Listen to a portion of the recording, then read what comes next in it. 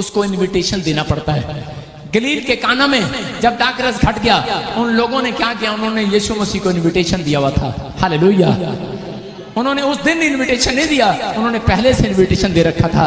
याद रखना, अगर आपके बच्चों की शादी होने वाली है और शादी के दिन कह रहे हैं कोई हादसा हो जाए और आप परेशानी में आ जाओ, मैं कह रहा हूं याद रखना, लेकिन सालों साल पहले अगर आपने इनविटेशन दे रखा है यीशु मसीह को, शादी के लिए पहले से प्रार्थना कर रखी है, तो याद रखना उस शादी के अंदर यीशु मसीह खड़ा हुआ नजर आएगा आपको यीशु मसीह के नाम में। आपकी हवा कोई टाइम फिश करने लगे नहीं होगी। याद रखना, मरियम की हवा गोल कर रहे थे, लेकिन मरियम जानती थी कि मैंने यीशु मसीह को इनविटेशन दे रखा है। अगर आज आप मसीह में हो और आपकी कोई हवा गोल कर रहा है, आपकी हवा कितनी भी गोल कर रहा है कि तू कहां जाता है, प्रभु में जाता है, ये बच्चा कभी नहीं हो सकता आपको 2 साल हो गए हो नहीं वो बच्चा, 4 साल भी हो जाए नहीं हो बच्चा, लेकिन याद रखना आपने इन्विटेशन दे रखा है, हाथ उठा रखा है कि नहीं? अरे हालेलुया बोलते हो कि नहीं? अरे चर्च आते हो कि नहीं?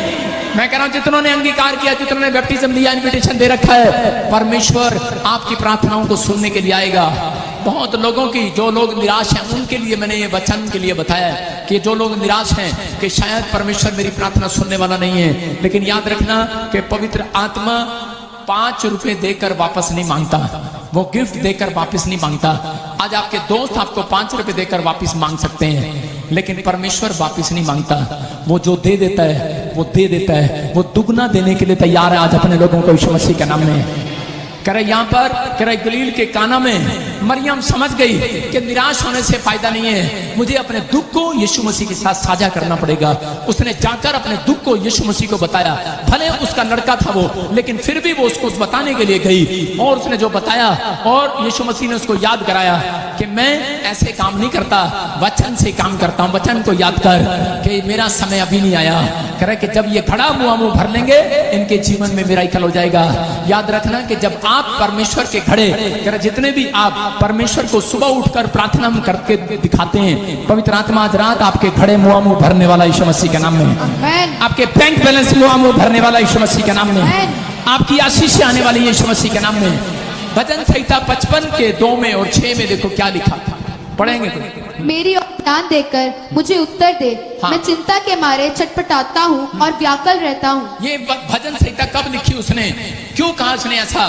क्योंकि यहाँ पर उसके बच्चों को उठा लिया गया और वो कह रहा है मेरी ओर ध्यान देकर मुझे उत्तर दे, मैं चिंता के मारे छटपटाता हूँ और व्याकुल रहता हूँ। मैं कह रहा हूँ कि उसने परमेश्वर के सामने अपने दुख को साझा कर रहा है, वो अपनी प्रार्थनाओं को, अपने दर्द को परमेश्वर को बता रहा है। अगर आप अपने दर्द को इंसान को बताते हैं तो परमेश्वर कभी भी, मैं कह रहा हूं कि आपको हीरो नहीं बना सकता। वो लोग जीरो रहते हैं, लेकिन जो लोग अपने दुख को परमेश्वर के सामने इस तरीके से रखते हैं वो लोग झोपड़ी में से बंगले में जाने वाले यीशु मसीह के नाम में। दाऊद भेड़ बकरियां चगाता है और परमेश्वर ने इसकी जब ये प्रार्थना को सुना, इस तरीके से परमेश्वर ने कहा ये हर दुख को मेरे साथ साझा करता है, मैं इसको राजा बनाऊंगा। क्योंकि राजा लोग कह रहे कि मेरे से पूछ के काम किया करेंगे। आजकल के जो राजा हैं वो परमेश्वर से नहीं पूछते, अपने बैंक से, अपने बच्चों से पूछते हैं, अपने स्टाइल से काम कर रहे हैं। लेकिन यहाँ पर परमेश्वर ने इसको दाऊद को राजा बनाने के लिए चुन लिया। हाँ 6 में पढ़े। तब मैंने कहा भला होता कि मैं कबूतर से पंख होते तो मैं उड़ जाता और विश्राम पाता। सारे बोलो हालेलुया। हालेलुया। यहाँ पर क्लियर लिखा, कह रहा है कि दाऊद इतना दुखी था, चिंतित था, और क्या बोल रहा है? बोलता है परमेश्वर काश मैं कबूतर होता और मेरे पंख होते और मैं उड़ चला जाता, कि ये लोग मेरे बारे में निराशा में मेरे साथ ऐसा कर रहे हैं, मेरे खिलाफ खड़े हैं। लेकिन उस समय दाऊद दुख में था, टेंशन में था, लेकिन उस समय मैं परमेश्वर को कह रहा था। और जब ये दुख बांट रहा था, अपने दुख की बातें परमेश्वर से बातें कर रहा था, साझा कर रहा था, क्योंकि पत्नी बच्चे इसके पास नहीं है। ये अकेलेपन में शैतान के साथ जा सकता था, अपने विचारों के साथ जा सकता था, छोड़ सकता था दोबारा से प्रभु की जिंदगी को। मैं कह रहा हूं प्रभु की दी हुई जिंदगी को छोड़ सकती थी। रूत, उसका पति मर गया, अरे विधवा हो गई वो। जब वो मसीह में पैर रखा विधवा हो गई। मैं कह रहा हूं कि जब वो इजरायली के साथ शादी हुआ उस समय वो विधवा हो गई। लोग उसको ताना मार रहे थे, तू मिस्र देश को छोड़कर आई है, तू मूर्ति पूजा को देश को छोड़कर आई है, इसलिए तेरे साथ ये काम हो गया।